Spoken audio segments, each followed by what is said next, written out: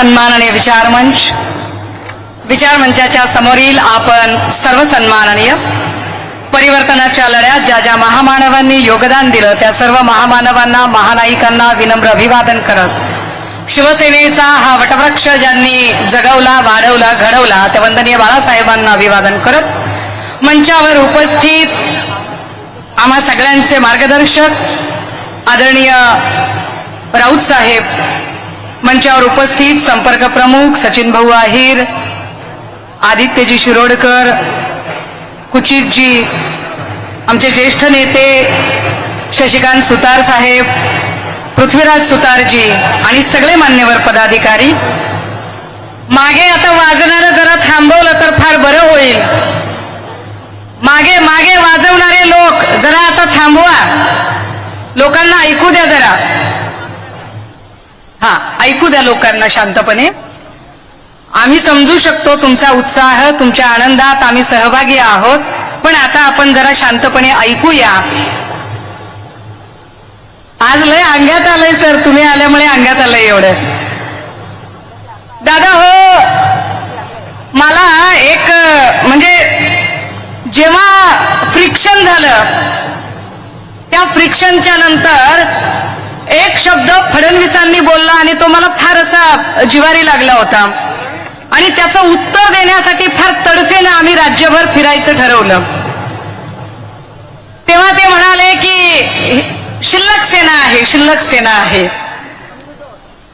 त्यांना प्रत्येक वेळेला मी महाप्रबोधन यात्रेची गर्दी दाखवते आणि शिल्लक सेनेचा काय नजारा आहे तो नजारा दाखवत असते. मला आज त्यांना पुन्हा एकदा सांगावंसं वाटतंय. तो दिवार चित्रपटातला एक डायलॉग आठवतोय की ज्याच्यामध्ये शशी कपूर विचारत आहे, अमिताभ बच्चन त्याला शशी कपूरला विचारतोय की मेरे पास घर है, गाड़ी है, बंगला है, सब कुछ है, तुम्हारे पास क्या.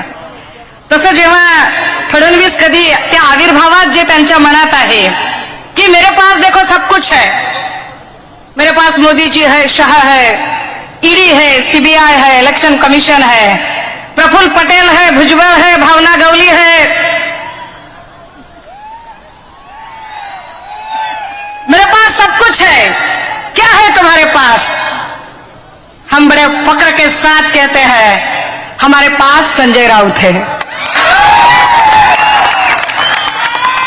हम बड़े फक्र के साथ कह सकते हैं की तुमच्याकडे शरण जाणारे, आता आडनावं घेत नाही मी, नावं घेत नाही, असे अनेक असतील, पण आमच्याकडे मरण पत्करेन पण शरण पत्करणार नाही असं सांगणारे सन्माननीय संजय राऊत साहेब आहेत. निष्ठेचं दुसरं नाव ते राऊत साहेब आमच्या सोबत आहेत आणि तोपर्यंत आम्हाला काहीच कमतरता नाही. कारण खूप साऱ्या शेळ्या मेंढ्या जमा करण्यापेक्षा असे वाघाचे छावे आमच्या सोबत आहेत, जे आमचं मार्गदर्शन करत आहेत, आम्हाला आमचं काम करण्यासाठी आम्हाला फुटप्रिंट देत आहेत, ते जास्त महत्वाचं आहे. दादा हो, कालच्या पत्राचा असर अजून नीटसा उतरलेला नाही. देवाभाऊंनी काल पत्र लिहिलं, पत्र लिहिताना त्यांना फार उशिरा उपरती झाली आणि उशिरा उपरती होऊन ते म्हणाले की सत्ता येते आणि जाते, देश महत्वाचा असतो.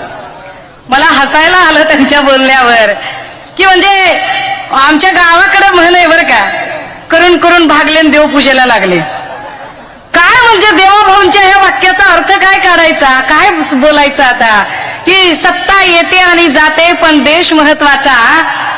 खरं तर ती भाजपा फार वेगळी होती, ज्या भाजपामध्ये अटल बिहारीजींसारखे नेते होते, जे अटल बिहारीजी अटलजी जेव्हा राजीनामा द्यायला उभे राहिले तेव्हा पार्लमेंटमध्ये ते म्हणत होते की मंडी सजी हुई थी, बाजार तैयार था, माल बिकने के लिए तैयार था. खासदारांची खरेदी विक्री.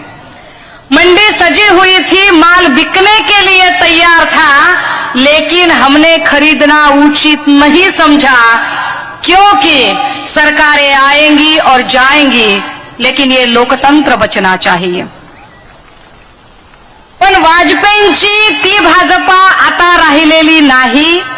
वाजपेयींच्या त्या भाजपाला आता तिलांजली दिलेली आहे आता एका वेगळ्या भाजपाच्या संस्कृतीने जन्म घेतलेला आहे. राजे हो, हे नीट समजून घ्या. पुन्हा एकदा वारुळ मुंग्या बांधतात, मुंग्या वारुळ बांधतात, परंतु जेव्हा संपूर्ण वारुळ तयार होतं तेव्हा त्यात राहायला मात्र मुंग्या नसतात. त्यात राहायला सरपटणारे प्राणी, विषारी प्राणी राहायला येतात. भाजप आणि RSSच्या असंख्य मुंग्यांनी भाजपच्या सत्तेचं वारूळ बांधलं. मला वाईट वाटतं चंद्रकांत दादांबद्दलही आणि मेधा कुलकर्णींबद्दलही आणि असंख्य लोकांबद्दल ज्यांना ज्यांना देवाभाऊंनी साईडलाईन केलं, ज्यांना ज्यांना संपवलं. कारण त्या सगळ्या लोकांनी मिळून भाजपच्या सत्तेचं वारूळ बांधलं होतं.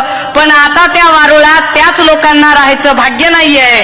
बिचाऱ्या उपाध्ये भंडारी सारख्या लोकांबद्दल तर अपार सहानुभूती वाटते आणि काही चित्रविचित्र बायकांना बघून नुसतंच हसायला येतं की काय करायचं यांचं, की या माणसांना ती जागाच नाही मिळाली. दादा हो, ह्या सगळ्या लोकांमध्ये, ह्या सगळ्या सिनोरिओमध्ये फक्त आणि फक्त स्वतःच्या मुख्यमंत्री पदाच्या अतीव महत्वाकांक्षेपोटी, आपल्या अत्यंत हावरट स्वभावापोटी, सत्तेची किती ओढ, किती चटक असावी एखाद्याला, की ती सत्ता आणि ती खुर्ची हस्तगत करण्यासाठी महाराष्ट्राचं राजकारण देवाभाऊंनी कायम अस्थिर ठेवलं. त्याचा परिणाम असा झाला की कुठल्याही राज्याचं जेव्हा सरकार अस्थिर असतं तेव्हा त्या राज्यामध्ये उद्योजकांना गुंतवणूक करण्यामध्ये भय वाटते. ते गुंतवणूक करत नाहीत. परिणामी इथली सरकार देवाभाऊंनी, देवेंद्र फडणवीसांनी इतकी अस्थिर ठेवली की ज्याचा परिणाम इथला एक एक उद्योग बाहेर जायला लागला. आणि पुणे, मुंबई, जिथे अख्ख्या राज्यातनं लोक आपलं पोट भरायला येत होते, वेगवेगळ्या कंपन्यांमध्ये काम शोधायला येत होते, आता ते काम त्यांना मिळणार नाही अशी परिस्थिती निर्माण झाली. पण हे सगळं असताना सुद्धा यावर काही प्रश्न विचारले जातील असं आमच्यासारख्या भाबड्यांना वाटतं. कारण आम्ही या राज्यातले टॅक्स पेयर आहोत. आम्ही घरपट्टी, नळपट्टी, पाणीपट्टी, light bill, toll tax, road tax प्रामाणिकपणे भरतो.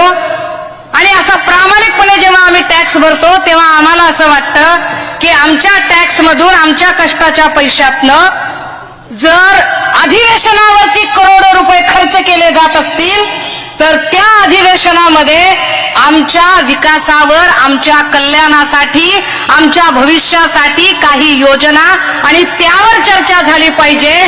पण तशी चर्चा अधिवेशनात होण्याच्या ऐवजी नवाब मलिकांचे काय, सांगा मलिक कुणाचे, यावर जर चर्चा होत असेल आणि करोडो रुपये वाया जात असतील तर वाईट वाटतं.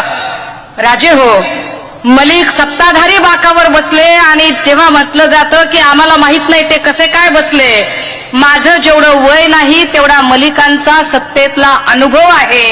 एवढा अनुभवी माणूस सहजासहजी सत्ताधारी बाकावर बसणार नाही. तो माणूस सत्ताधारी बाकावर बसतो म्हणजे त्यांचं पक्क ठरलेलं असतं. एक दिवस नाही, तब्बल 2 दिवस तो सत्ताधारी बाकावर माणूस बसतो. याचा अर्थ त्यांची आपसी म्युच्युअल अंडरस्टँडिंग असते. पण महाराष्ट्राचा बॅकफायर होतोय म्हटल्यावरती, आपल्यावरती डाव उलटतोय म्हटल्यावर मात्र फडणवीस तो मी नव्हेच म्हणत हात वर करत पत्र लिहितात. अरे इंटरनेट आणि फोन कॉलच्या काळामध्ये रोज भेटताय, मांडीला मांडी लावून बसताय, रेटारेटी खेटाखेटी करताय आणि तुम्हाला पत्र लिहायची काय गरज होती? कुणाला येण्यात करता तुम्ही? अरे आम्ही काय धोत्रावर इन करतो का? बघलत रेडिओ आहे का? कानात भिडे आहेत आमच्या का? डोसक्याला गोड तेल लावतोय आम्ही? आणि तुम्ही आम्हाला सांगताय मी पत्र लिहिलं, मी पत्र लिहिलं आणि शानपण सांगतात त्यांचे हुजरे आणि मुजरे आणि बार्किंग ब्रिगेड मधले लोक, ते कंबोज सारखे चिल्ले पिल्ले. अरे पहला पत्थर वो उठाए जो पापी ना हो और जिसने पाप ना किया हो. मूळ त्या कंबोजवर शेकडो कोटीच्या बँक घोटाळ्याचा आरोप आणि त्याला शानपण सांगायला निघतोय. अहो फडणवीस साहेब, माणसं निवडताना किमान प्रामाणिक माणसं तरी निवडा. आमच्याकडे बघा, आम्ही प्रामाणिक माणसं आहोत. आम्ही लाख वेळा सांगतोय कधी बी चेक कर रे, कधी बी कुठलंच ईडी, सीबीआय, क्रिमिनल रेकॉर्डचं बॅगेज नाहीये आमच्याकडे. लय लय पक्के माणसं आहोत आणि लय स्वच्छ आहोत आम्ही. पण ह्या सगळ्यांमध्ये जाणीवपूर्वक मलिकांचा विषय जाणीव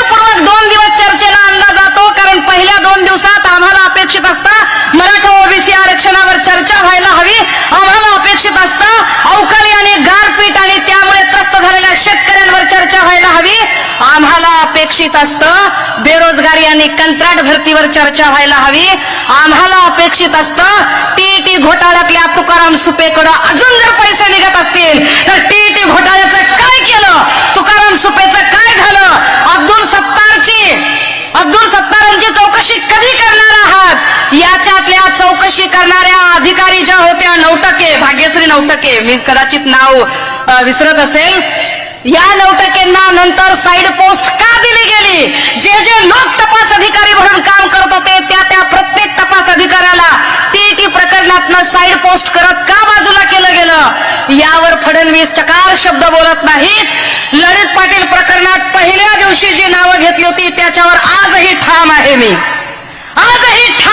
की ललित पाटील प्रकरणामध्ये होय, मी म्हटलं होतं डॉक्टर मरसाळे, डॉक्टर देवकते यांच्यावर कारवाई झाली पाहिजे, पण देवकतेंचं स्टेटमेंट नजरेआड करता येत नाही. देवकतेंनी स्पष्ट भाषेत सांगितलं, मैं नाम मात्र हूं. आपल्याच माध्यमातून ऐकलो मी, मीडियाच्या माध्यमातून, की देवकतेंनी स्पष्टपणे सांगितलं मला बळीचा बकरा केलं जातंय.